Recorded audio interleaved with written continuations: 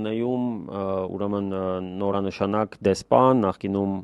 սոցիալնախարար Նարեկ Մկրտչյանի հետ իր եղբայրը հերթական անգամ, պարզվում է հերթական անգամ, լրատվականները ասում են, որ առաջին դեպքը չի, որ ինչ որ sense ՉՊ-ը բռնում, հա,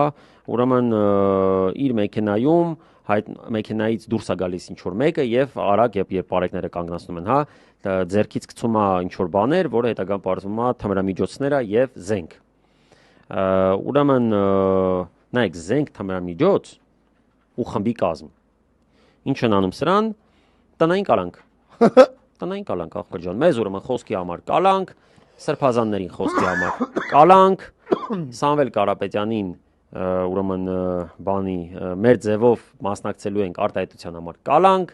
Լիդիային ուրեմն օրագիր ունենալու համար կալանք,